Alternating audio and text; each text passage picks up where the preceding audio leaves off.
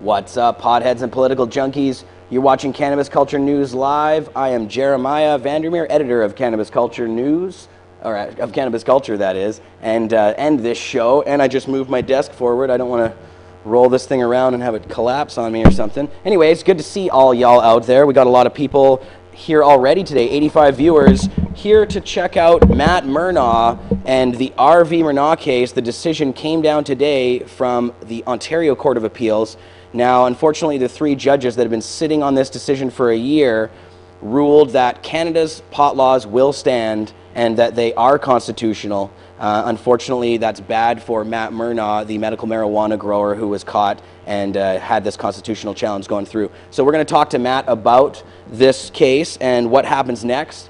We're also going to talk to Paul McKeever, who's a lawyer and the leader of the Ontario Freedom Party. We're going to talk to Paul about Matt's case. We're also going to talk about an article that we published on the front page of Cannabis Culture by Paul, which looks at how we might be able to actually fix Canada's medical marijuana program by doing something a little unorthodox. We'll talk to him about that. Also on the show, Barry Cooper, ex-narcotic officer from the United States. Barry Cooper will be on the show.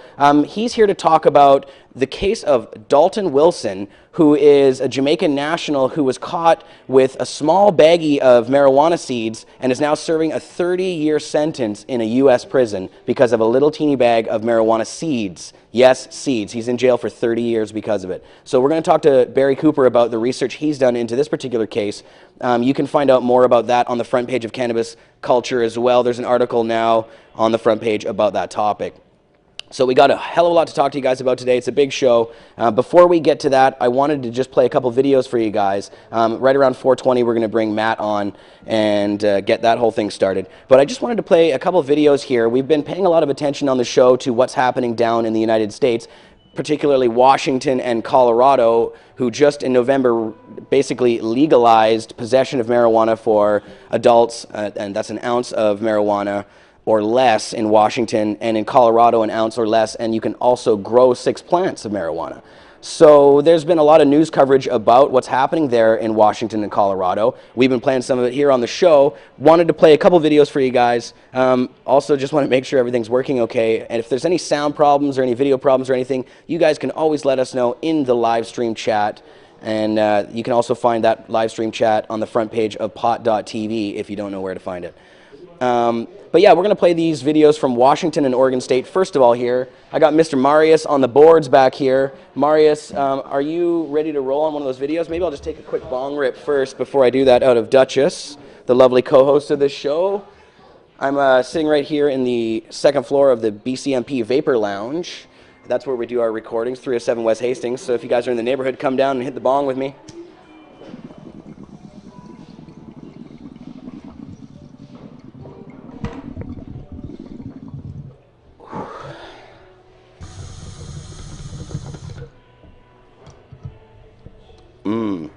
Lovely.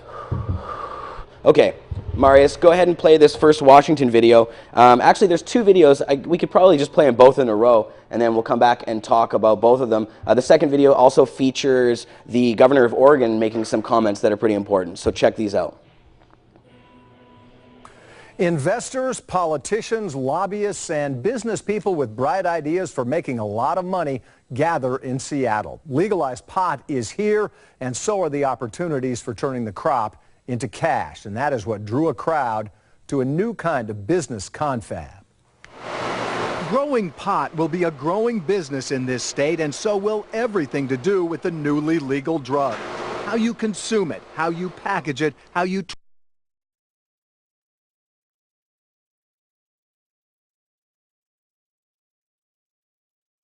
system, and more.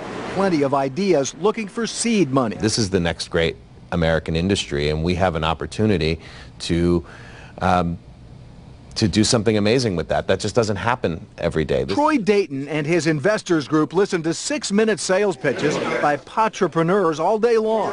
Investors ready to ride the rocket when the marijuana business takes off. At 1.7 billion, growing to 8.9 billion by 2016, and that's some amazing, amazing growth. At a National Cannabis Industry Association meeting tonight, the city attorney turned out. The mayor spoke. Government leaders rubbing elbows with some of the captains of this emerging industry. An unusual scene, perhaps, but as the mayor told us earlier, what was unusual is now normal. I mean, this is a trade organization that's asking an elected official about the lay of the land as it affects their industry. But no one is really... Chris Walker works for a Swedish company that makes lighting systems for indoor farming. We have a patented technology that allows us to actually read the information coming off the plants via a camera and sensor. A system that will sense what marijuana plants want and deliver the lighting spectrum they need. He's hoping investors will deliver.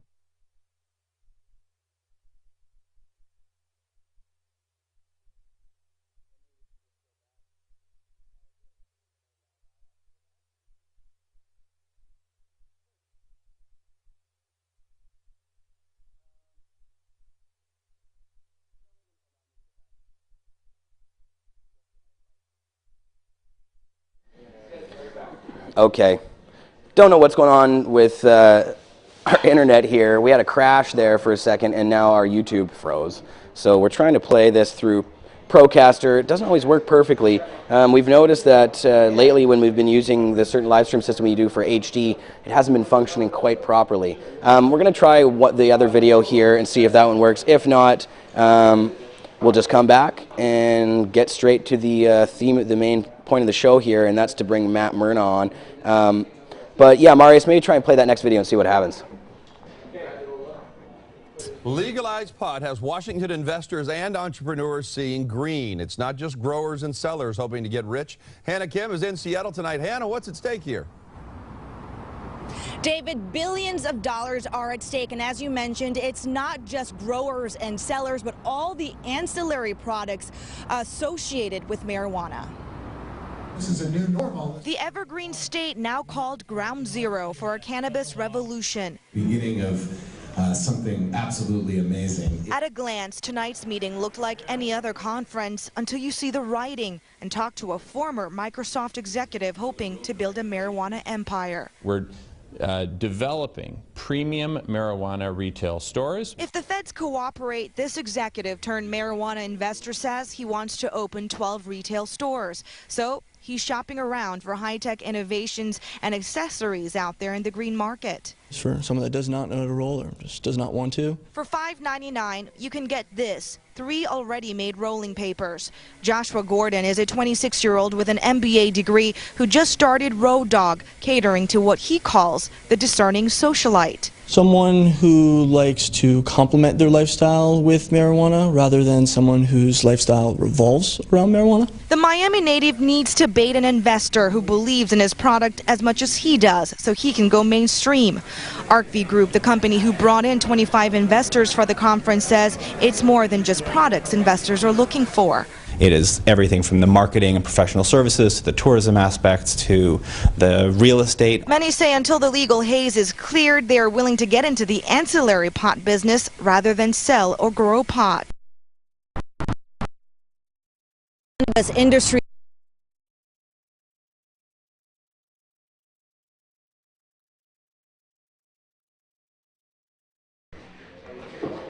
Yo. All right, we turned the Procaster off. And yeah, my mic sounds okay. I got my little headphone in here. If you guys have any problems with the sound or anything else, let us know. Yeah, we had to go back to studio because Procaster is just stalling every time, and that's not going to be a fun show. So unfortunately now you don't get us in the same HD quality you had us in before, but at least you can actually see us without it chopping and stalling every couple minutes. Okay, but that now means, unfortunately, we're not able to actually play the other video that I wanted to play for you guys. Marius is going to work on maybe uploading those into the studio, and we can play those at a later time on the show. But for now, we should probably get into the Matt Mernagh case here. It's just about 4:20. We'll get high for that and then bring Matt right on. But I'm just going to tell you guys a little bit about the case if you don't know about it. Now, Matt Mernagh, and as many who watch Pot TV know him as Mernagh, he has the Mernagh Show Tuesdays on Pot TV. He also is well known for his growing videos that he puts up on YouTube that we also publish on Pot TV. And now Matt, back in April of 2008, was arrested and charged for growing plants on his balcony in St. Catharines, Ontario. Now, at the time, Matt had tried to get an MMAR form filled out by doctors and had repeatedly gone to doctors to try and get them to give him a signature. Unfortunately, nothing worked there, and he was unable to do that. Now, I got a problem here with my screen. I see it's black also. There it is. I didn't turn off the saver. And I got the keyboard out here. Geez, just a mess today. But anyways, here, I'm going to flip this around the other side. Okay, so... Here. Oh, you guys like that? There, better. Okay, so Matt got arrested in St. Catharines with all this weed on his porch, a bunch of plants that he was growing, and unfortunately, the cops at the time, they didn't really care that he had been trying to get a doctor's signature. He had been going to medical marijuana dispensaries to get his weed, but it's really expensive for medical marijuana patients to get all of their weed at medical marijuana dispensaries. Even if you do have a doctor's note, it's still not legal. And it's also, of course, prohibitively expensive, so people want to grow their own. And Matt was one of those people. He was growing on his porch, busted. So now what he did was decide to take this as far as it could go and challenge this on a constitutional level. And what Matt said was, it's not fair that doctors don't sign these forms for people who need medical marijuana, and he challenged the laws on that basis. Now, it took a hell of a long time. We're here now in 2013, and we've just heard the decision finally in the case. The case went to court, and in the first round, Judge Taliano, who was presiding over the case, said that he agreed with Matt and his lawyer. He agreed that doctors were gatekeepers and that they weren't signing people's forms. He agreed that the system here in Canada was broken and that people who need medical marijuana were not able to access it properly in the way that they should be able to. So that was a big win at the time. Judge Taliano basically saying doctors are gatekeepers, throwing out all of Canada's possession and cultivation laws because of it. Because the medical marijuana laws themselves didn't work, the judge ruled that all of the laws had to be thrown out because there was no way to differentiate between a person who needed it for medical purposes and a person who was just a recreational user. So, Matt goes to court, Judge Taliano finds this, and of course the government appeals it. Then goes back to the Ontario Court of Appeals, where a panel of 3 judges presides over the case. And that's where we are now. Those judges, that was a year ago, and now we are just getting their decision now, the decision of these 3 judges. So we're going to bring Matt on to talk about what that decision was. Now, unfortunately, I'll tell you just briefly what the judges decided. I have it right in front of me here, their main points. In the judge's view, the trial judge erred by 1, wrongly interpreting Parker and Hitzig, which were 2 earlier cases about medical marijuana in Canada, to recognize a constitutional right to use medical marijuana. 2, relying on anecdotal evidence and making findings not supported by the record to conclude that Mr. Mernagh and the patient witnesses qualified for exemptions under the MMAR. And 3, finding that the MMAR operated in such a way as to make medical marijuana exemptions practically unavailable, rendering the defense provided by the MMAR illusory. So these judges didn't like 3 things. They thought that the Judge Taliano wrongly interpreted these older cases and said that there was actually a right of medical marijuana patients to this drug if they really need it. So they didn't agree with that. They didn't agree with the evidence that was presented. They said it was too anecdotal and not empirical enough to prove that that these people actually needed medical marijuana and that the system was broken. And they also found that, or the last one, the third one, was that the system was broken. There wasn't enough evidence to show that as well. So we're going to see if we can get Matt on the line here. Marius, I don't know if you want to... Happy 420. Oh, it's 420. I heard your alarm going off over there. I guess I should take a puff out of Duchess here. All right, did that make sense, Marius? Am I explaining this properly? Oh, yeah. Okay. All right. Now, if you guys do have any questions, it is kind of a complicated thing, so if you guys have questions about what's going on here, you can always ask us in the chat, and Marius hopefully will see and try and collect them as well.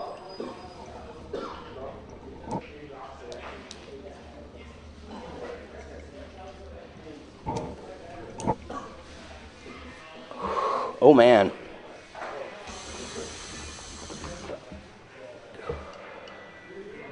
Beautiful. So, right now, Matt is at Vapor Central in Toronto, a vapor lounge much like the one I'm standing in right now. And we're going to try and get Matt on the Skype line here.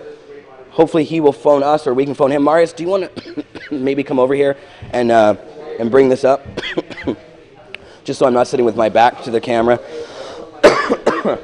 I'm smoking some Jack that I just got here. It's not the biggest, hugest buds, but it's a nice little sativa strain here.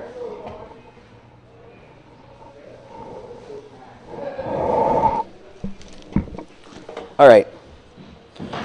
Oh, the other thing I was going to mention, just before, as Marius is actually bringing the Mernagh thing up, this was just dropped off on my desk right before the episode started here. This is from the Vancouver province. Look at this one. Big article with Mark and Jody on it. Hold it a little closer there. I haven't actually read it because it just showed up. Washington State needs Prince of Pot is the headline from John Ferry in the province newspaper. There you go. All right. And we do have the Skype dialing now. Hopefully we can get cannabis champ Matt Mernagh on the line from Vapor Central. I'm sure VC's watching this right now, or I'm not entirely sure, but I have a feeling they are. Yeah, so this, actually, I didn't finish off what I was saying. The 3 judges in this case found Taliana's decisions wrong. They said that they didn't like it. They've ordered a new trial, or they've ordered it basically to go back to trial. So now Matt has a criminal case. Matt could actually go to jail because of this. He's here. And Matt, do I have you on the line here, brother? Not yet. This is Chris. Matt is still a few minutes away, Jeremiah. Oh, okay. Well, that's all right. We have Chris Goodwin, manager of Vapor Central in Toronto. And Chris, you've been watching this case really closely. You guys did a broadcast last night and actually filled people in with a little bit of what was going on. And then you guys did another one earlier today at 2 o'clock. Chris, can you tell us about the feeling there at Vapor Central? The fight isn't over yet. This is just a small little hiccup, isn't it? Yeah, absolutely. Obviously, we're not definitely adverse to challenges like this before, and we have had to fight on for even worse situations than this. I'm setting up some lighting right here right now, too. Nice. Awesome. Yeah, we had to switch over. Chris, you're a techie guy, and we always go back and forth. Unfortunately, we're not broadcasting in HD right now. Our Procaster system is just not functioning, but standard quality. Doesn't look so bad. I can see that. It's 4:3 instead of 16:9. That's right. Well, Chris, so this particular case, now, we've been waiting a year for this answer. These judges have been sitting on us. We were in the courtroom a year ago, basically. And, I mean, your thoughts on the decision, what do you think about this? Was this, is this just like a loophole technical thing, or was there actually some meat and potatoes in their decision? Well, I wasn't expecting anything like this, obviously. At least from my interpretation, Superior Court judges' decisions are pretty concrete. Even appellate courts tend to not like to override the evidence in a Superior Court judge. So, and it's because that's what happens at trial, right? That's where all the evidence is actually heard. Appeal courts tend to actually look at that evidence afterwards and be able to have hindsight into that kind of thing. But the emotion is actually felt when the patient witnesses were on the stand and when they were giving their testimony, and that's something that only the Superior Court judge could actually feel and interpret correctly. So I was shocked. Obviously, we were hoping for a win, and it's a sad day, and that lost that we did. And a 3-0 decision. There wasn't even a dissenting opinion. It wasn't like it was 2-1 against, where 2 of the judges disagreed with the original Justice Taliano decision, and 1 was in our favor. And it might have made for a better report too to read that 1 judges that agreed with, but that didn't happen. So right. Sad. No, it's a heartbreaker of a case because Matt spent so much time on this. But I think that the thing that I wanted to figure out was about where this goes next with the trial. So, and maybe this is something that you know about, we should probably ask Matt about it as well. Does this now make it, it goes back for a retrial, but is that retrial just for the criminal charges against Matt, or can he again challenge it on a constitutional level? Well, I assume the way in which you challenge this now is they have some sort of deadline, usually 30, 60, 90 days, and they have to request leave to be granted to the Supreme Court. If they don't get that leave, then yes, then that's when the Ontario Court of Appeals decision as the highest one up until there goes into effect. Right. And they go back to a retrial at the Superior Court level where he's of course guilty. So that would make it the original defense that he used was not admissible anymore because they already went that route. Right. So they would a new trial without his medical marijuana defense, whatever it was, and go forward like that. Obviously, he's guilty. He committed. The facts are known. He was growing marijuana. He admits to it. So, no disputing the facts of the case. It was just that the constitutionality itself was being challenged, and now, of course, without that whole aspect, I mean, do you think that is Matt facing? I mean, he's facing jail time here, but how much? He thinks it could be potentially, years. But, a lot of people that grow 70 plants I've been in jail with a lot of people that do 18 months and get 1 year. He thinks something like 2 years less a day or 2 years plus a day is obviously a possible verdict. But people do end up getting 6 months or conditional sentences or probation and other things as well. But those are still convictions, right? So regardless of the conviction, even if you got a $1 fine, that's a lot different than every other possible verdict we could get. It would be a very bad day if Mernagh was convicted. No kidding. Now, will this goes back to the same court, but will it go back to Judge Taliano? I'm not sure about all those facts. I'm not maybe right person. Well, maybe we'll find out some of this stuff as time goes on, I'm sure. What's happening there with Mr. Mernagh? Is he not in the house yet or something? Is he on his way down there? Yeah, he's on his way here. He did text me a few minutes ago and says just delayed a little bit, but he's probably just getting off the subway right now. I see. He's probably in some bar somewhere, swilling some beers and drowning his sorrows. That's what I thought. That's what I'd be doing. No, Matt is a very positive person about all this, so it doesn't, I don't think that he's going to stop. He's just going to keep pushing. He's planning to go to the Supreme Court with this, isn't he, if he can? That's right. And, we technically pride ourselves in the civil disobedience we do. Matt tends to, when people write him and say, what should I do? He says, just grow anyways. People tend to get so enthralled with trying to see doctor after doctor or not getting their paper signed a year later on renewal and things like that. He just, that kind of stuff is good to be involved in, and I think you should be socially active, talking with your MP, talk with your doctors. If one doctor doesn't agree, talk to half a dozen or a dozen if you have the time. But he's tried to not stress about that and tried to advise other people, just grow anyways. It's a less stressful life. You'll be happier. But you're openly breaking the law if you do that. So it is riskier, but it's definitely one that's, I think, more rewarding. I think Matt's better off as a result of it.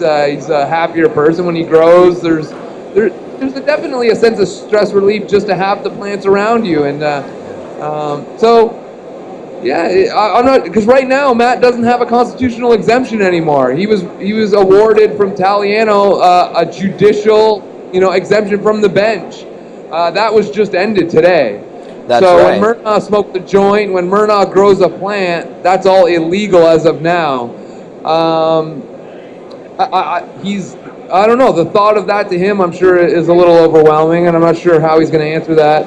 Matt's just here. He's going to walk in right behind me on camera shot and probably wave. There. Oh, nice. Scarf. Oh, my God. I just see you in a teeny tiny little window from my vantage point here, but I know that you're over here as well. So you are right now, just let's quickly talk before Matt gets on. Behind you there is Vapor Central.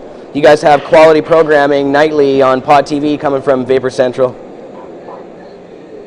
We try.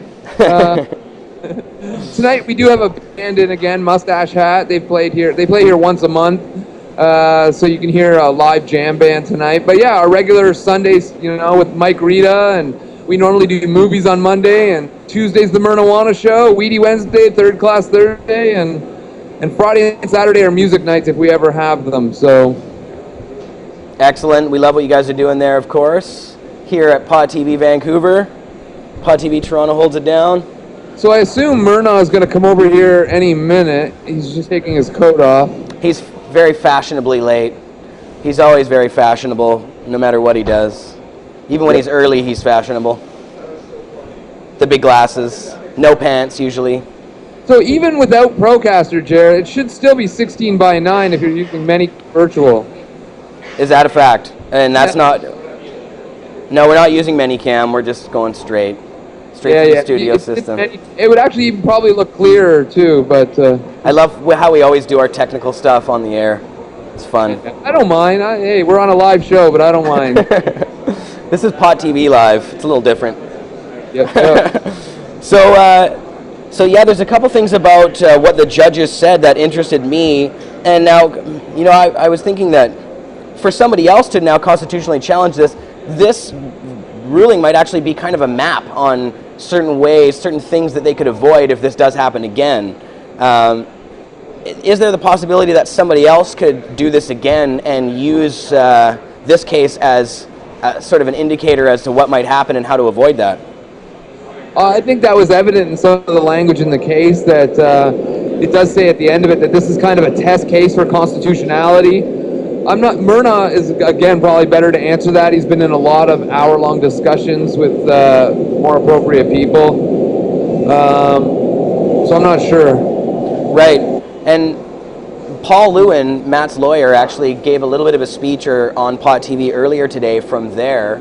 Yeah, that was good. Yeah, it was good. Do you, can you recap just a little bit of, he just basically talked about, I didn't get to see the entire thing, I missed the beginning of it, but he was just saying that they're going to continue moving forward with this, wasn't he? Yeah, I guess the most obvious scenario is they're going to request leave for appeal. That in itself, before you get to the Supreme Court, you have to be granted leave. That kind of, that's a big, even though you have to do it in a certain time period, like the next 30 days or 60 days, you got to get a lot of information together. So just accepting that as a challenge is like saying, okay, I got, 4 weeks of full-time work ahead of me. Right. As soon as you agree to go that route. So you can imagine, 40-hour, 60-hour weeks, 4 weeks straight, just to get enough work ready to even put in your request. And then you got to wait and see. The Supreme Court mulls it over, and Mernagh said it before, they only accept 3% of all cases that people that apply. So it's a lot of hurdles to overcome even before you get there. And then if they grant you leave to appeal, they'll set a date 3 months from now or whatever, but then that's a lot more work. Then you got to actually go for a Supreme Court trial kind of thing. And right, and it's not cheap to do this either. Lawyers cost money, and all the time that goes into this kind of thing costs a lot of cash.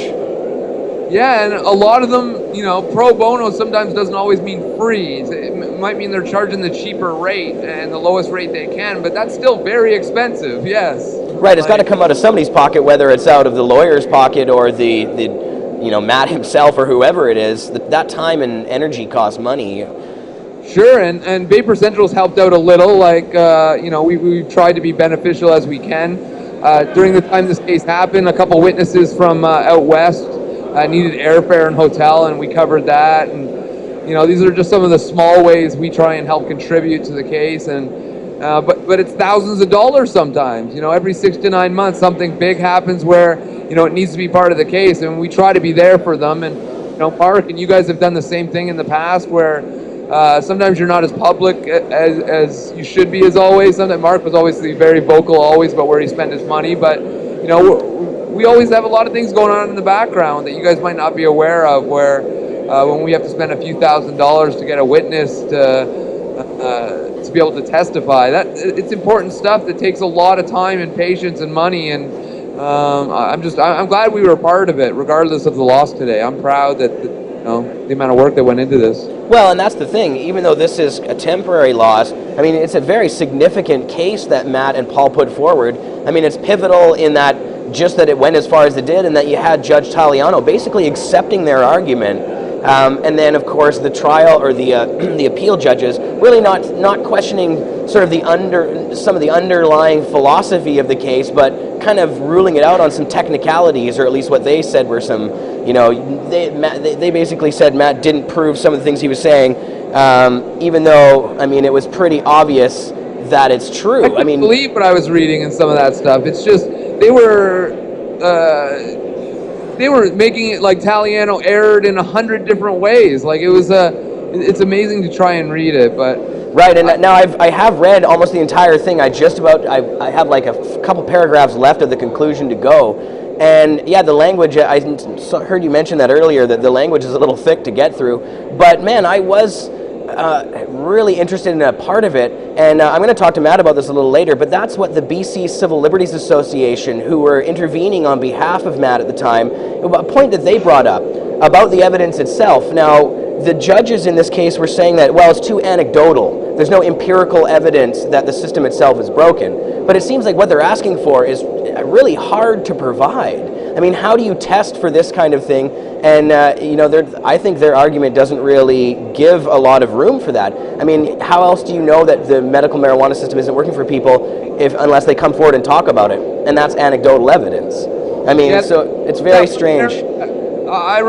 Specifically on topic, there's that one paragraph in the ruling that says something to the effect of Mernagh's lawyer used a footnote of something else that says, there should be 400,000 patients across Canada. And how do they know that? And then right either above it or below it, it said something to the effect of they're claiming that a whole bunch more, so many patients have tried to apply and not been granted access, but how do they know that? Well, how are they supposed to get us to know how many people, applied and failed and haven't come forward? Right, they started questioning the actual study itself and saying that, well, these people were just, answering questions, so it's not empirical enough because it's a poll. Well, of course, polls are never going to be empirical, but what they're also saying is that in order for Matt to prove that the system is broken, he's got to show that everybody can't use it, that the majority of people aren't able to access it. But really, I think what the BC Civil Liberties Association, the point they were making when they intervened was that it doesn't matter if every single person doesn't have access. It only matters if even if a few people don't have access, then the system itself is broken. The system is supposed to be available for everybody to use, not exclude any number of percentage of people. So, excluding any of those people means the system is broken. But, of course, they didn't agree with that either. And they didn't really give a very good reason as to why they didn't agree with it. They kind of just, another one of these technicality things. What they said was that, well, actually, what they said is they didn't even question whether or not that was true, but they said that Matt didn't prove that he actually needed an MMAR card or form, that he didn't actually bring a doctor in to show that he actually needs one of those things, which is another catch-22. Because if Matt had a doctor who could come in and testify on his behalf and say he actually does need one of those things, why wouldn't that doctor just sign his forms? So it's kind of like... And then, of course, if he did bring a doctor in, couldn't the trial judges just say, well, there's your doctor, he's speaking on your behalf, so what are you complaining about? So again, it's one of these catch-22s. In order to prove that you need an MMAR, you have to have a doctor. But if a doctor won't speak on your behalf, then how are you going to prove it? It's kind of ridiculous. Mernagh's here behind me. Matt? Hold on one second. Hey, Jeremiah, your points are 100% correct. I'm not going to... Paul and I have always known in this case that our one weakness was being able to get that doctor. And your one point was, if you got the doctor to say, hey, yeah, he needs medical marijuana, then the court would say, well, why don't you just get that doctor to sign it? And to be sure, I want to be clear out there. I want everyone to know that the team of Mernagh and Lewin asked the doctor. We sought doctor support. We didn't. So, sorry, Matt, you said you did seek to get a doctor, and what happened? We wanted a doctor to testify, and our efforts went. It's strange when you're a winner, as we were at the, people come forward and say, hey, yeah, come and testify. I'll testify, but when we first started out, nobody thought we were going to win. And therefore, we couldn't get that doctor to testify. They didn't see it in their best interest, I guess is the word to say. Yeah. And so we did exactly what you just said, that whole, do we get a doctor, do we not get a doctor, can we find a doctor? And those were the things we went through, and Paul was like, look, if you get a doctor and put him on the witness stand, the court might say, just go sign that. Go with that doctor, pay the money. And I told Paul that was fine with me, let's do that. So we went, we approached, and we got turned down. So, right. I mean, that's. I'll just type in on just hit you on that point. Yeah, well, that's an important point, I think. Now, is that something that you guys, did you mention that during the case, or is that something that was just left out? And then, you know, because that was one of their arguments, they didn't really address whether or not you had searched for somebody or not. Well, that's not something you, unless you can bring evidence of that. So it's not something you can just be like, yeah, well, we tried to talk to a doctor and they won't talk to us. And then it, of course, calls attention to the fact that, you know, again, it's this weird catch-22 where you have to somehow prove with a doctor there that you need this, but how do you get a doctor to do that if, I mean, it's just completely ridiculous. It's one of those, like, Kafka-esque court situations where there's just no way out of it. It's a puzzle. That 100% is true. You're 100% on the 22 that we started to deal with in the case right out of the start, and it's something we looked at. It is something we knew that weakness was there on our side, and that was something that happened to us, I guess, today. And you know, I have spoke to Paul Lewin. I've gone and I've thought some things out, and I'd like people to know that this is absolutely appealable. And those are Paul's words. His first words are, "This is absolutely appealable. We will seek leave to appeal. I'll seek funding to do this. The Ontario provincial government has been test casing this in the court system, as you read. And so I'll be seeking test case funding once again. I have already someone stepping forward saying, come out and tell me how much it's going to take financially, and we'll figure it out. It's just, we're going to, that's the first two things we're going to do, is we're going to seek leave to appeal, and we're going to seek the fund. And that's what we're going to have to do. That's, you know, that's the first plan. Paul will read this. He'll sit down with me in a week or two. We'll plan. I've added to my legal team. One of the lawyers who will be dealing with the Mernagh appeal is a name by Paul Bernstein. He did the Hitzig ruling. So he was an intervener in this case for the aid societies. So Paul Bernstein has offered Paul Lewin to do the case with him. So it'll be Lewin and Bernstein. Cool. Well, that's. I'm glad to hear that you are going to try and continue to push this. We're not cooked yet. Exactly. Not over. Not the cannabis champ. Well, we're, you know, I wanted to, literally, when we got the ruling today in Paul's office, we were with Chris and a couple of the other people, and my city TV was out front, and my first thoughts were, I'm just going to sneak out the back door, and, you know, I'm just going to go hide for a while. And that was, like, pretty much my very first thoughts is, you know, I should just go and hide for a bit, but... Well, you don't need to hide. You should hold your head up high because you did such a damn good job. I mean, it really is one of these things that it doesn't really matter which direction that you went, they would find one of these little loopholes to get you, it seems like. And, you know, of course, they had this other criticism about the evidence being anecdotal. And it doesn't really leave you... I mean, how do you get empirical evidence to show that the system is broken in the way that they want? I mean, doesn't it, what about the BC Civil Liberties Association's point that if it doesn't work for even a few people, it means it's broken? Well, it's 100, it's just shocking in that they bought the argument that the federal government came and fed them. Yeah. It's like, hey, the only way out of this is if you throw out all Mernagh's evidence, and if you throw out all Mernagh's evidence, you can throw out the case. I'm sort of kind of reminded of the Ontario Court of Appeal with Rob Ford. They said, well, you know, he couldn't, that wasn't a matter before their jurisdiction anyway, so he didn't really vote on it, so it never really happened, and we'll just toss everything out because this is too damning. And, you know, it is what it is. It's a setback for today, and we're gonna figure it out what we're gonna do next. But, you know, from the legal point of view, from Paul Lewin today, he said absolutely appealable, and those are the words we're gonna hold by. This is absolutely appealable. I spoke to some of my patient witnesses that were part of this from the beginning. I mean, there's a guy in Vancouver right now. I don't know if he's at your vapor lounge or watching at the Vancouver Seed Bank, but DT man, I'm sorry for letting you down. I didn't mean to, but there's a lot of great witnesses from across this country, 22 of them, and with that in itself will give us a great opportunity for leave to appeal, because you have to prove that it's a national importance. We have witnesses from coast to coast that have been dismissed today, and we're gonna go through there, and we're gonna, there's another one of our witnesses today.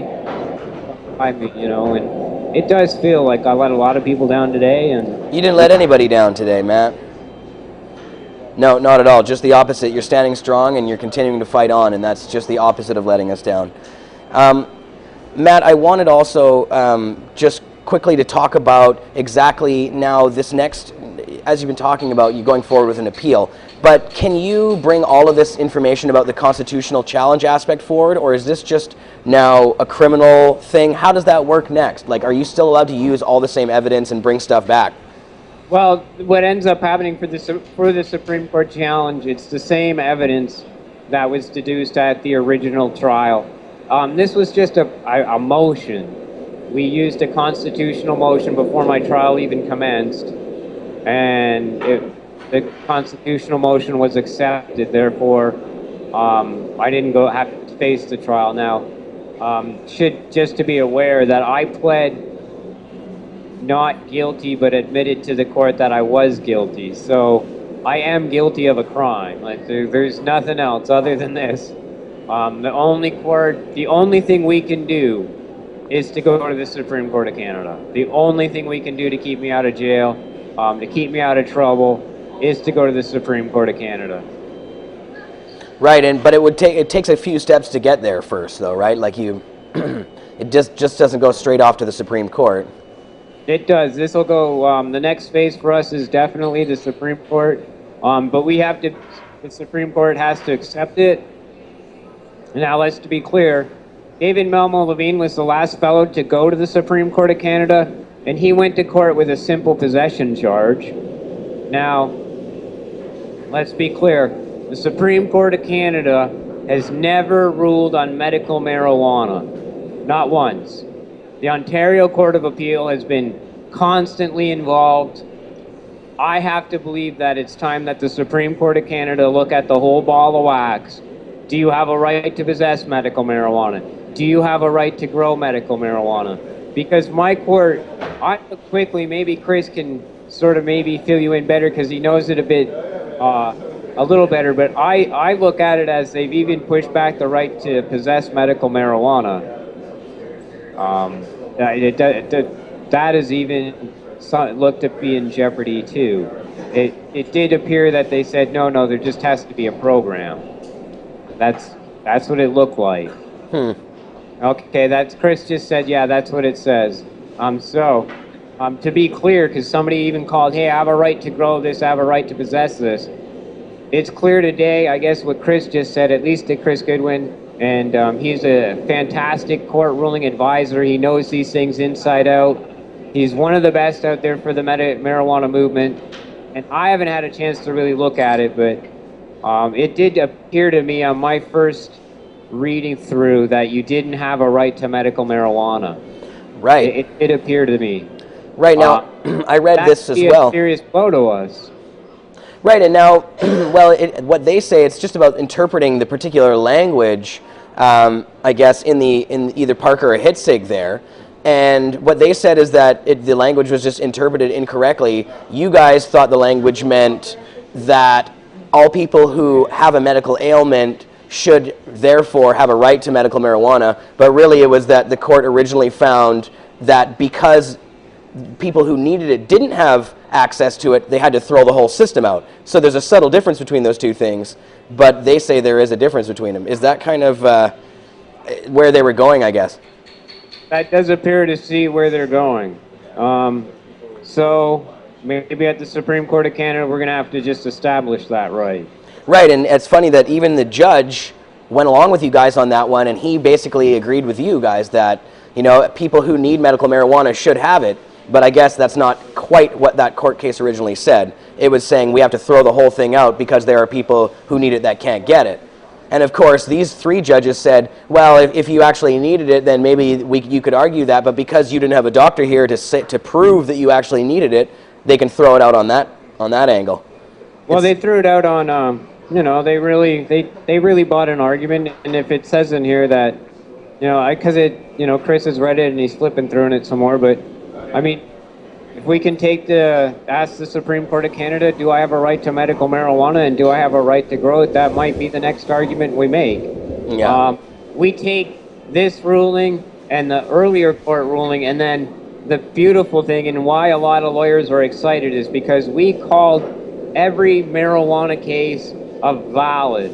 So from Terry Parker, Hitzig, Melmo Levine, every single medical marijuana case out there, and marijuana case, we called all that evidence. The Matt Marin Vicks trial, we bought evidence where you mentioned earlier, Jeremiah, you mentioned the 400,000 found in a footnote. We bought that evidence from the Vicks, from their transcripts. When the Barron case went forward, he had that person, that person testified on behalf of Matt Barron. We bought the transcript out of the court case. The Ontario court test case funding bought that. And that's expensive. We also bought out of the Vicks case, one of their patient witnesses testified in court. We bought her transcript. We bought the testimony of Senator Pierre Claude Nolan, and by bought I mean they had testified. We purchased it from the court so that we could introduce it. Paul Lewin and myself have called all the evidence, and today it's very upsetting to be told that, you know, the one area that Paul and I had been discussing every day for months and months on end, the issue of, you know, we could just get blown right out by not having a doctor. It does, you know, hasn't come back to bite us in the ass, but it definitely, you know, hindsight being 2020, I'm sure there's a doctor in Cohill, Ontario that wished he testified. Right. Now, that's the other thing that I asked Chris a little earlier.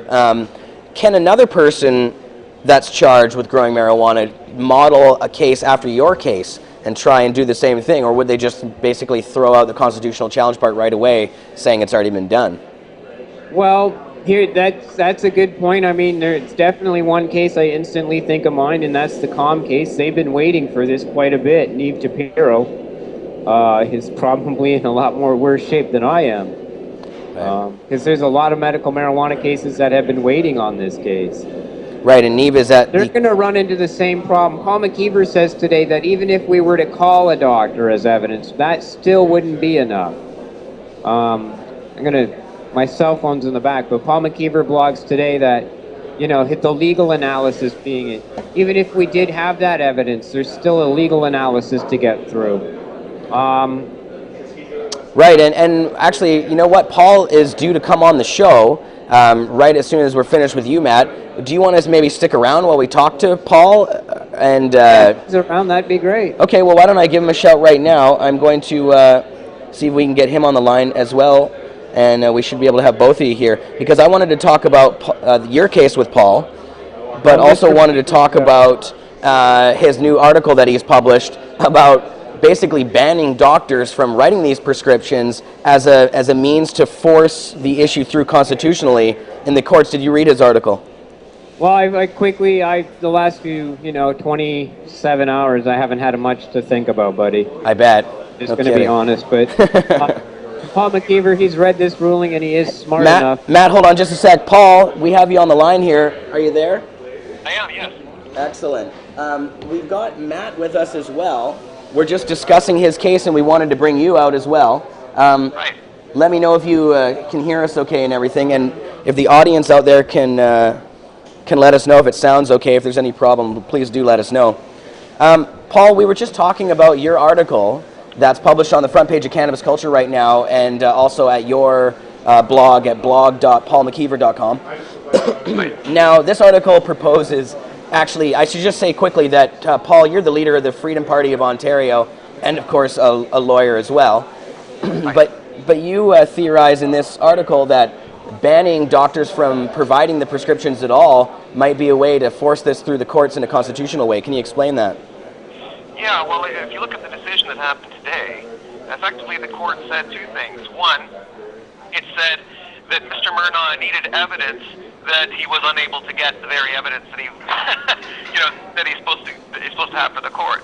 I kind of summed it up in a brief post a few minutes ago. I said, you can put it this way: one must have evidence that X is true in order to prove that one cannot obtain evidence that X is true. So it basically set an impossible evidentiary standard. If Mr. Mernagh was going to prove that doctors are boycotting the system. And since you can't prove with facts and evidence that doctors are boycotting the system, what you could do instead is have the provincial government impose a law that prohibits doctors from signing these things and prohibits nurses from signing. That way, the law itself would be the evidence that doctors don't sign them at all. Yeah, my mic's not as well. Matt, are you there? Did you hear that? Yeah, I'm still hearing you guys. I can't hear Mr. McKeever, though. Oh, you can't hear Paul. But now, Paul, it seems kind of absurd or something, right? To ban doctors from doing this as a means to actually allow it to happen. But, I mean, do you think that could seriously be done, or is this just a means of poking sort of holes in their system? Well, it's a way of short-circuiting the federal regulation. In other words, the federal regulation is 100% dependent upon the provincial government playing ball. And if the provincial government simply says doctors can't sign, nurses can't sign, then the federal regulation cannot provide an exemption. And when the federal regulation can't provide an exemption, the cannabis prohibition is unconstitutional. Right. Now, is it possible that they would just find some other loophole or means to go about it? I mean, would that actually kill it completely, or is there the possibility that they would just, install some other system or law or something? I think it would be a lot more difficult because basically every approach they've made so far is one based upon doctor as gatekeeper. So if the province says the doctor's not allowed to be a gatekeeper, I think they're trumped. Right, so that really would take care of it. I mean, it might be a difficult campaign to convince people to go along with, or sort of a complicated one, but definitely an interesting method of doing it. Now, yeah, I think it would find a better audience among people who aren't using it for medicine. In other words, recreational users would probably find it appealing because it won't affect them on a day-to-day basis. On the other hand, the province doing that, it would take time before it worked its way through the courts, and the court were to decide that the federal government doesn't have a system anymore. Then and only then would the medical people be, I think, happy. In the meantime, they might be upset that the province had prevented medical users from getting the prescriptions they needed, and that's the real problem. It's a catch-22 in that regard.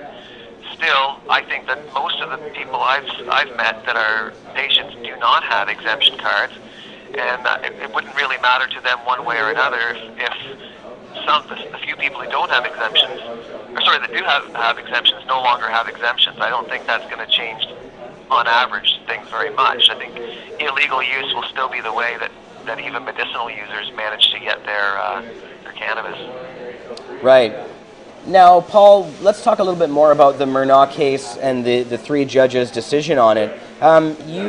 Matt said that earlier today you tweeted something that you didn't even think it would be enough if he brought a doctor in to testify on his behalf and prove that he did indeed need that MMAR. And I said earlier, wouldn't they just, if they brought the doctor in, wouldn't they just say, well, there's your doctor, why don't you get him to sign your form and then rule it out on that angle?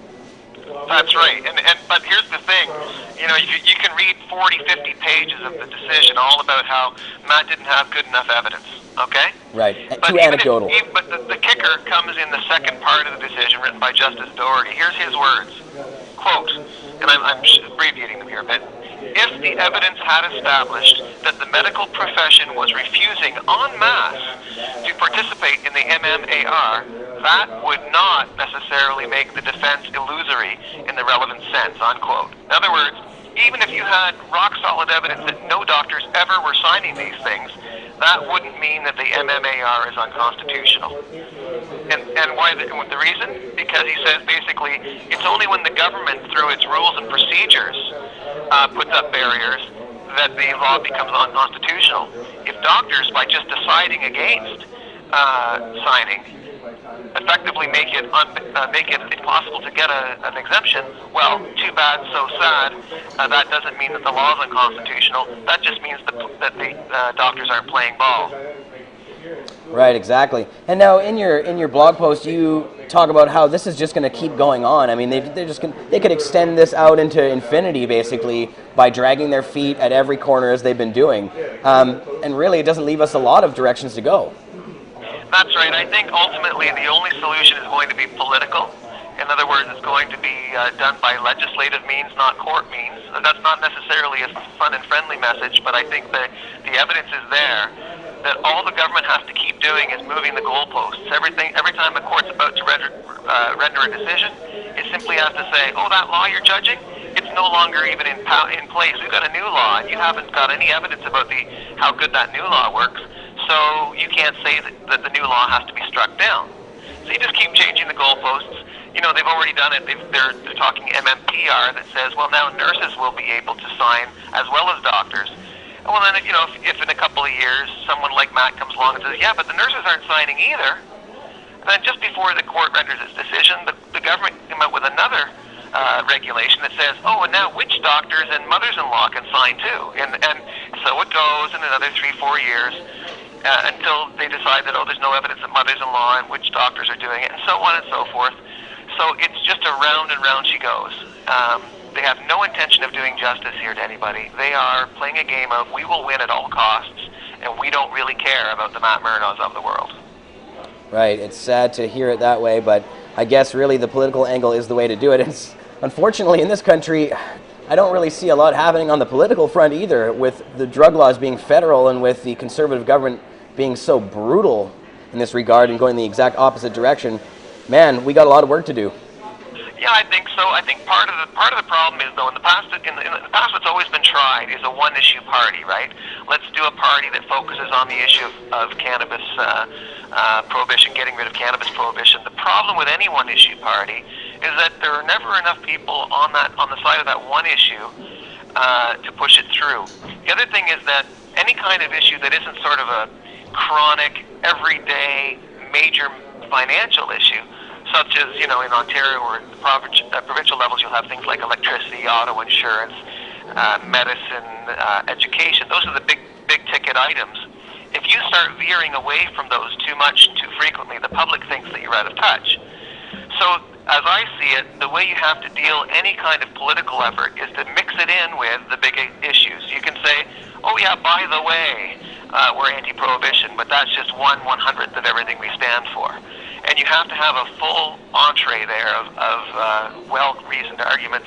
That's the way I think you win government, and that's the way that a respected party will then be able to do what it wants with what most people think are not big-ticket items, including things like prohibition. Right, exactly. Well, and Paul, maybe we should just talk about you yourself and some of your work there. When we're talking about the political angle here, you're the leader of the Freedom Party of Ontario. And you guys, that one of your issues was... Hey, Jeremiah. Oh, hey, Matt. Yeah, I just talked to my marijuana legal advisor, Chris Goodwin, who's been up and down the court ruling better than I ever will be. Yeah. You know, like when you're devastated in my way, I'm on the emotional side of things, and Chris has been doing his thing all day, all afternoon since he got... Oh, no. Right. Uh-oh, we just lost Matt there for a second. Marius. That's okay. Hey, and look who it is. It's Barry Cooper. But Barry, you know what? Matt was just finishing up a point there. Peace and love. Hey, Barry. Oh, Marius just pressed the wrong button by accident, Barry. Hey, we were just finishing up with Matt on the other line here. Barry, can we call you back in 2 minutes, or can you call us back in, say, 3 minutes? Or maybe actually make it 5. Yeah, no problem. I've been listening to some of the commentary, so excellent. I'll call you in 3. Okay, actually, maybe make it 5, Barry. That's probably better. Give us a couple extra minutes. I'll give you 6. There you go. Thanks, Barry. Okay, Marius, can you bring, is it possible to bring Mr. Mernagh back up there? He's only on hold. Oh, good. All right. Okay, Matt, are you there? Yeah, we're here, Jeremiah. Okay, we put you on hold there for a second when we were dealing with Barry. So, sorry, say the last thing that you said there before we cut you off. We just want to point out something, Jeremiah, and something you're going to have to, we got to get this is very important. Okay. And here it is, the number F analysis, paragraph 60. The trial judge stated at paragraph 2 of his reasons that this court had recognized in Parker, now they're talking about the trial judge Taliano, that it was a violation of the S of the charter to deprive a person with a serious illness for which marijuana provides relief of the right to use marijuana to treat his illness. With respect, this is an inaccurate interpretation of Parker that, unfortunately, appears to have influenced the trial judge's subsequent legal analysis. That's right. What we are saying is people who are saying, I have a right to use medical marijuana, it is clear today, this court did not hold that serious illness gives rise to an automatic, and they put in quotes, right to use marijuana. Right, that's right. There's no such thing. So it's not, if you and need on page marijuana... 44, Chris is pointing out to me, in my view, the trial judge's appreciation of the evidentiary record was skewed by his misconception of the applicable law. He wrongly took this court's jurisprudence as holding that persons who are seriously ill had a constitutional right to use marijuana to treat their illness. Right. In fact, this court has held that there must be constitutionally viable medical exemption to prohibition. There we have it.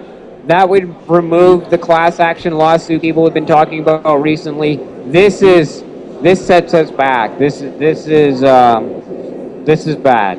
Well, but now isn't that originally, I mean, isn't it true though what they're saying, that in that original case, they found that because not everybody could access the system, or not everybody that needed it was able to get it, that's why it was unconstitutional. They didn't say that every single person actually has a right to it, which is a subtle difference, but man, what a weird thing that is. Well, I think if I could chime in on that, Paul wants to say something, Matt. Paul, we got Paul McKeever on the line here. Paul, you go ahead and speak to that. That's a very good point that Matt just brought up. In paragraph 61 of the decision, it says the correct position expressed in Parker is that given that marijuana can medically benefit some individuals, a blanket criminal prohibition on its use is unconstitutional. This court did not hold that serious illness gives rise to an automatic right to use marijuana, and Parker did not remove the requirement that the applicant lead evidence that his or her rights were impaired. You know, I think this is bafflegab, frankly, because what does it mean? It's saying that in Parker, because some individuals could benefit, it was wrong to prohibit all individuals from using. Mm-hmm. Well, what does benefit mean? Benefit means because you can benefit, you should be able to use it. Should be able to means right, because we're talking about the Constitution. And frankly, I don't think that was I think that was a distinction without a difference. That to say that because some individuals benefit from it, it should be constitutionally okay, or that rather, because some individuals benefit from it, it should be wrong to prohibit it across the board. Well, then that's to say that some people do have a right. That it's wrong to prevent people from using medicine, at least for some people, those who have a benefit. So I think Matt's absolutely right. They're trying to say there's no right for people who need it to use it, and there is a right. That's what the whole decision in Parker was based upon. Otherwise, they wouldn't have had anything to say negatively about a prohibition across the board. Right. I mean, inherent in the idea that it's unconstitutional if it helps people is the fact that a person has a right to it if it helps them. Wow. Again, it's one of these splitting hairs on a semantical level, or it's like another weird catch-22. They just seem to be able to. And there's a number of those. Like there's one here that says. Go ahead, guys. I'm going to find it, and I'll bring it up in a second. Okay. Yeah. Well, Jeremiah, thanks for having me on your show. I know as I said earlier when the news came down, my first thought was to slink off somewhere and not raise my head for a few days. But thanks for having me on. And as Mr. Lewin has advised me, and our first thoughts are absolutely appealable. Supreme Court of Canada, 9 wise men in Ottawa. This contingent of Toronto hash mob people here, we're ready to go. We're going to rebuild our team. We're going to rethink what's going on. We're going to take it to Harper. We're not going to give up yet. We haven't lost today. We're a little setback, but this team has faced setbacks before, and we're going to ride again. And Ottawa, we're going to ride to you, baby. The Lewin and Mernagh team will ride again. People didn't believe when we were doing at the Superior Court and we won. People didn't believe that we were going to do it, but you know what? We did it, and we're going to do it once more where it's really important, and that's the Supreme Court of Canada. Canada, here you come. We're going to legalize it this year. We're going to bring it home in 2014. This is it, people. 2014's the plan. Cannabis champion of the universe, Matt Mernagh. Watch the Mernagh Show Tuesday nights on Pod TV. Thanks, Vapor Central. Thanks, Matt. Love you guys. Big ups. We'll definitely have Matt back on the show to talk about the future of his case. And Marius, can you answer Barry now? Thanks, Matt. And we still have. Oh, Barry, you have to turn your volume down, brother. Because we're going to hear ourselves unless you turn your volume down, Barry. Turn the volume off on the show. Yeah, Barry, it's good. otherwise we're getting into. He'll get it. So we still have Paul McKeever on the line too. Paul, did you find what you were looking for? Yeah, it's kind of related to what we were just talking about. It says in here the decision on page 44. In fact, this court has held that there must be a constitutional viable medical exemption to the prohibition against the possession and cultivation of marijuana. It says there must be.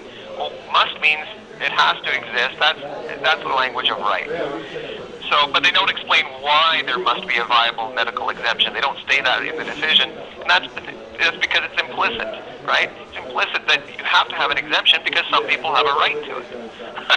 It's just dancing around the words, you know.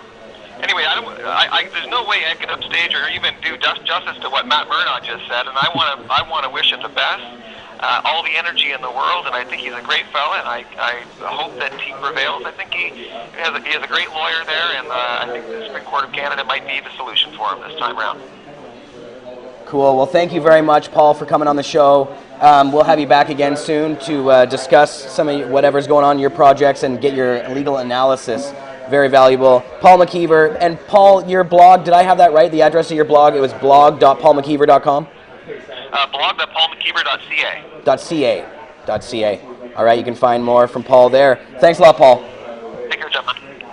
All right, so next we have Barry Cooper here. Now, hopefully we get this right. It sounded like Barry had the volume to the show up, and if he has the volume to our show up, we're going to hear that coming back through the speakers. Barry, are you there now? Can you hear us, Barry? We have his smiling face, but we don't have... Okay, try now, Barry. Barry, can we hear you? Yeah, I hear you loud and clear. Fantastic. Good to have you on the show, Barry. And you said you were watching some of the Matt stuff. What a brutal, weird catch-22 situation we have going on here. Well, I hear all the commentary, and if you trust the courts of this world, not just Canada or the U.S., but if you trust the courts of this world to have any common sense, then you don't have any common sense. Well said. Really, look at the shape of our planet. We can micromanage the argument, but the big argument is pot's not going to become legalized until the governments figure out, which they're doing at this moment, how to rechannel it from the black market that's paying them billions of dollars to the legal markets that will continue to pay them billions of dollars. And they're not concerned about putting Matt in jail, although they will, just like they did Mark. They're concerned with making a statement that says, you're not going to control us until we can funnel this money back into our pockets in a legitimate way, because the governments of this world are the real crooks. That's right. And now, Barry, there's a new case that you've been working on here, or that you've been investigating, that highlights just that very point. And this is the case of, this is a brutally bad and bizarre one. Dalton Wilson. And now this is a man who's a Jamaican national who was busted with a very small baggie of seeds on him, and he's now serving 30 years in a U.S. prison because of that little baggie of marijuana seeds. Barry, tell us about this case, and how did you dig this up? Well, it's horrible. I still get, even though I've dropped out of sight for the last 14 months since all the raids and arrests on my family, I've been working behind the scenes with people who find me on the internet every day asking for my help. And I help them. And this is one case that was bizarre, and it actually struck some strings with me about Mark Emery. It's no secret that Mark and I are really close, and that him being in prison continues to raise PTSD issues with me that I've gotten through. But Mr. Wilson contacted me, and his case went unreported for 16 years. He's been in prison for 16 years. He drove through a West Texas town, actually in a jurisdiction I used to work in as a narcotics officer. And he got caught with a bag of marijuana seeds. And he's been in prison for 16 years, and he's got 14 years left.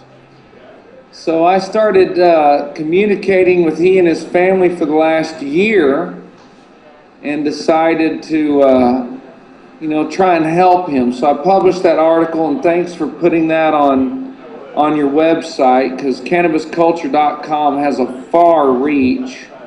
And I want to thank drreeford.com for sponsoring that article.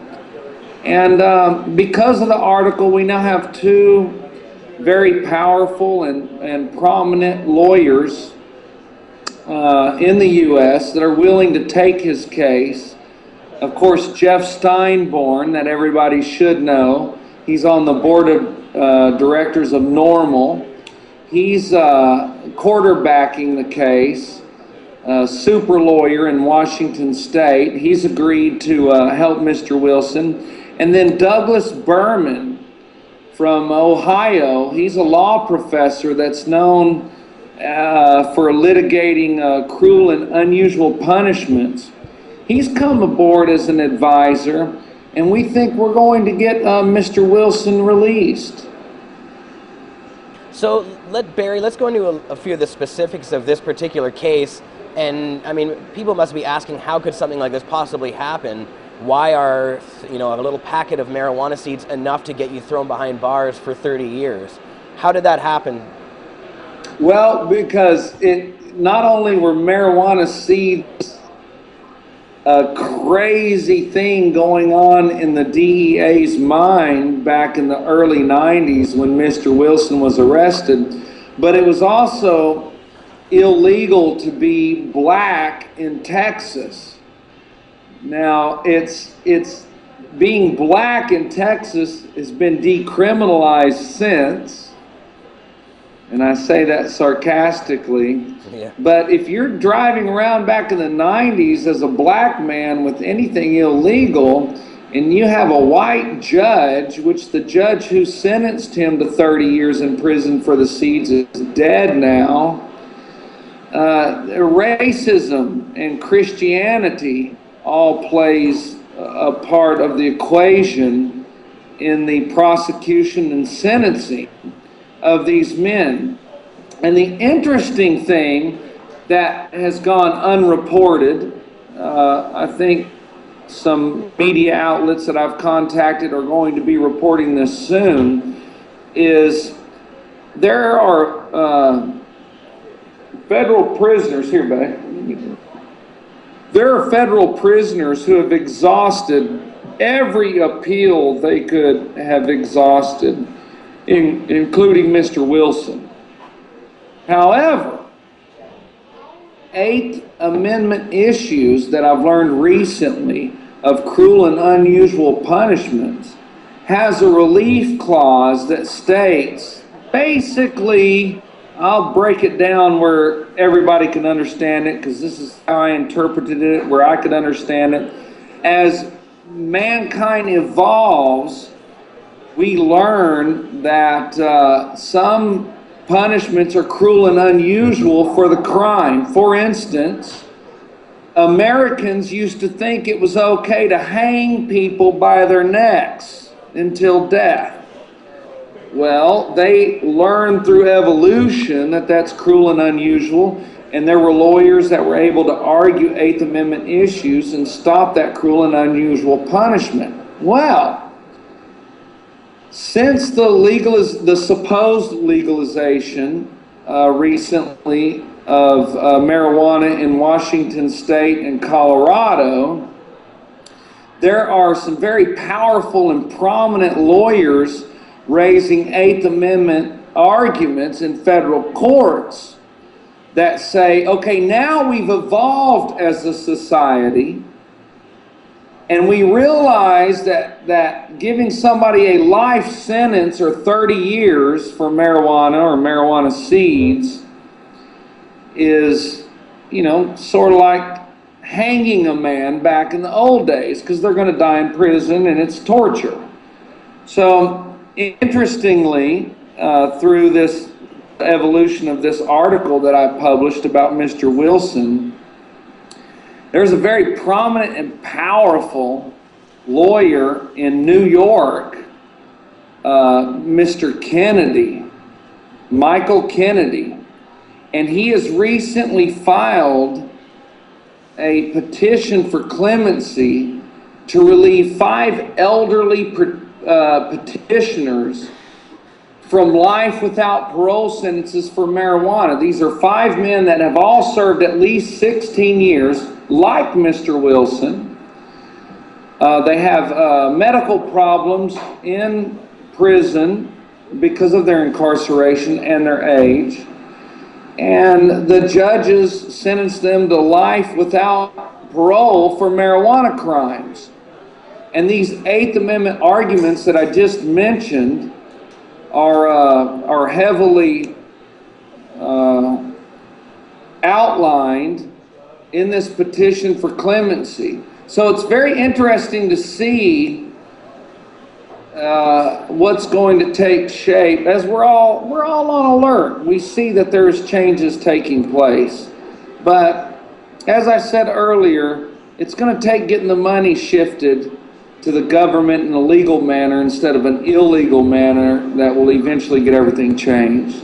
Right, and now if people want to find out more about this particular case, check out on the front page of Cannabis Culture Barry's fantastic article, very well-researched article into this issue. Barry, how can people help Mr. Wilson in jail right now? What can people, the listeners of the show and other people, do to help?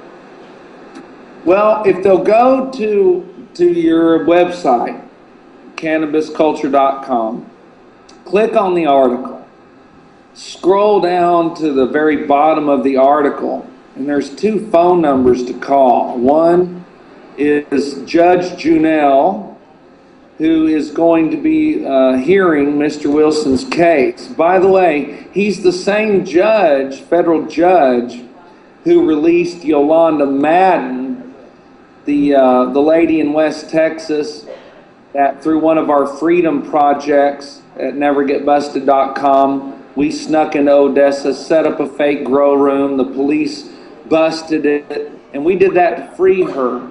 He was the judge on her case. Ironically, he's the judge on Mr. Wilson's case. So his phone number is at the bottom of that article, along with the Jamaican consulate's phone number, that we ask everybody to call, because you'll be surprised how powerful phone slams can be. Yeah, it's true. Phoning these people really does make a difference. We've had a number of initiatives here in campaigns where we phoned and it really did have a result. Jam their phone lines. Now, Barry, I wanted to talk a little bit about you yourself. You mentioned Never Get Busted. Of course, you're a former narcotics officer of in the United States. You had a history of busting people for weed. You were a really, really good narcotics officer. You were a damn expert in dogs and canine use on the force. And of course, you had a revelation and realized that the laws were working against people instead of helping them, and you became a cannabis activist. But now, of course, in some of your projects that you've been working on, one of them called Cop Busters, where, as you said, you basically set these cops up and to expose the nasty things that they were already doing.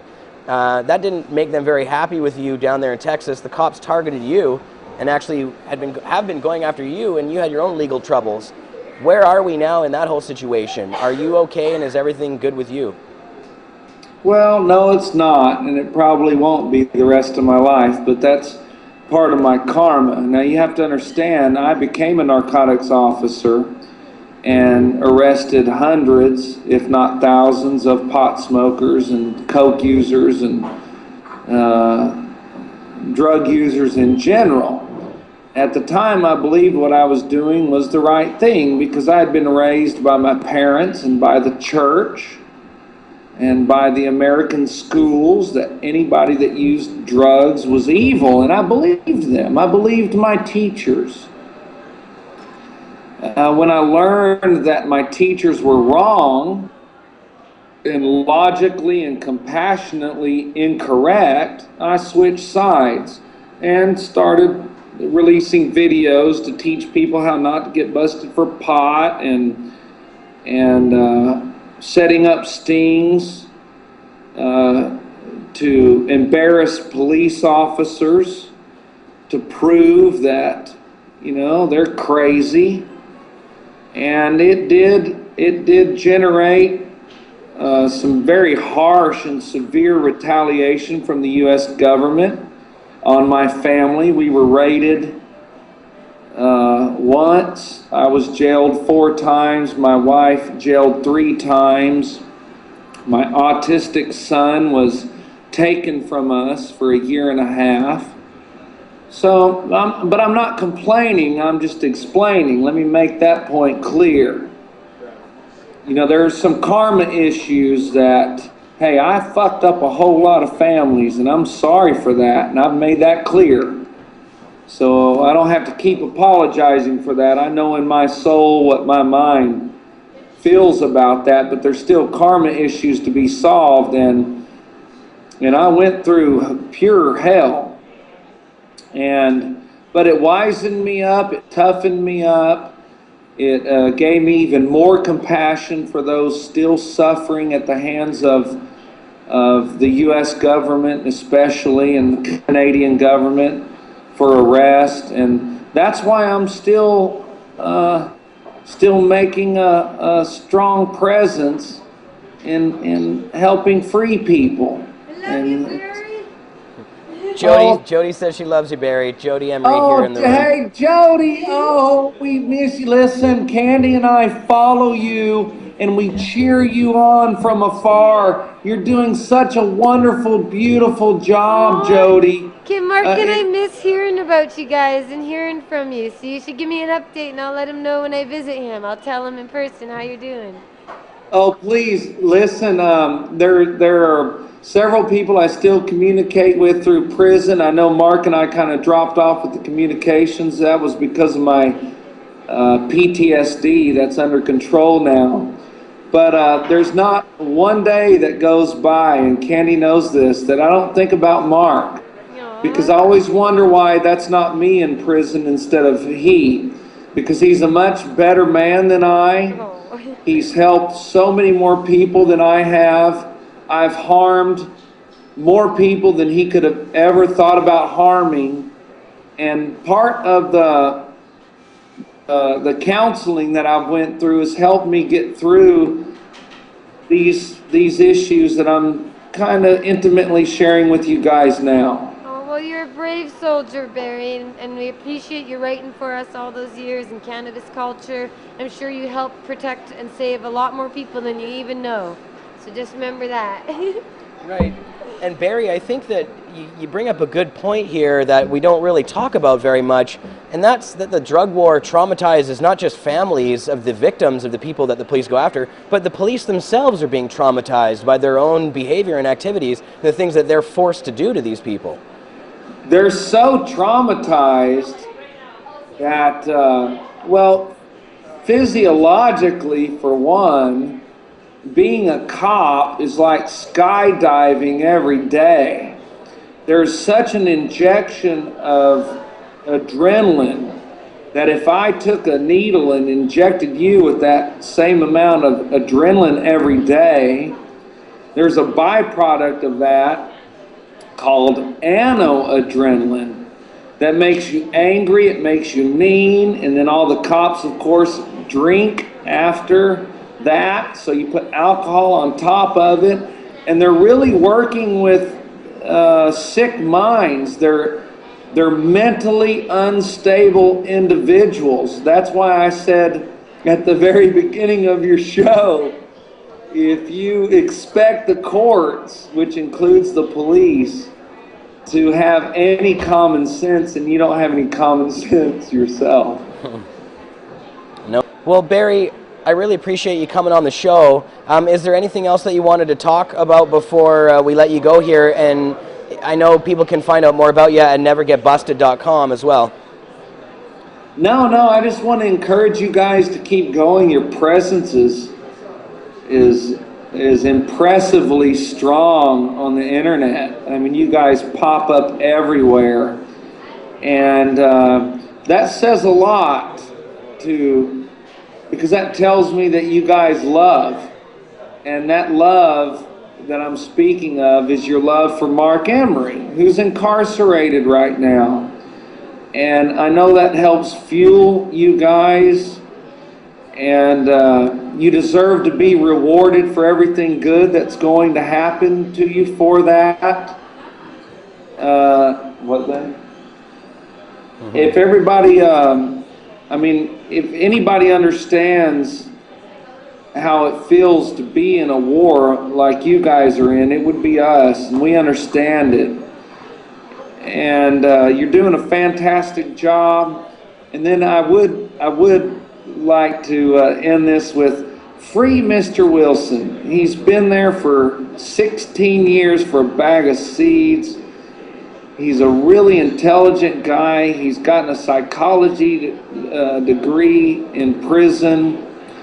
And if you'll just visit that article on the front page of CannabisCulture.com and call those numbers, do your part. That'll really help. Well, Barry, thank you so much for coming on. We wish you the best. Great work on the latest project and everything that you do. And of course, we'll have you back on the show as soon as we can. Peace and love. Love you, Barry. Thanks a lot. Bye. All right, so Barry Cooper, that was a great interview as well. Wow, good show today.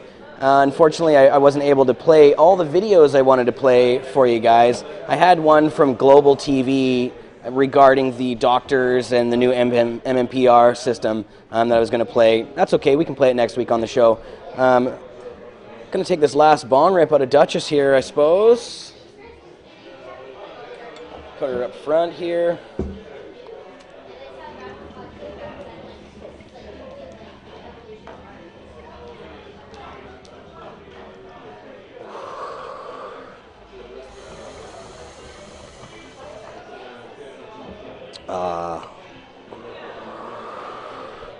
Love you, Pod TV. Thanks to all the people in the chat room that were there. A lot of viewers today. It was a big one. Like 140 viewers at one point or something. Not bad. Big thanks to Matt Mernagh and everybody at Vapor Central. Best to Matt and Paul, his lawyer, Paul Lewin, in their future legal endeavors. We'll keep you guys posted on everything that's happening with that case on Cannabis Culture, of course. Also, thanks to Paul McKeever, lawyer and leader of the Ontario Freedom Party, for coming on the show and providing us with his legal analysis of the Mernagh case. Also, of course, big thanks to Barry Cooper. Thanks to Jody Emery for popping on, Marius, everybody. Love all y'all. We'll be back next Friday. Oh, and of course, Karina, who was in the room. That's my girl, Karina. Got to thank everybody everywhere. Can't leave her out. Okay, well, we'll be back next Friday with another episode of Cannabis Culture News Live. Before then, you can watch me and Marius on From Under the Influence with Marijuana Man on Wednesday. And you can find tons of quality programming on Pot TV every day, so tune in as much as possible. Just leave it running. That's the way to do it. Just leave one dedicated computer for Pot TV. Anyways, love you guys, and we'll see you soon. Peace.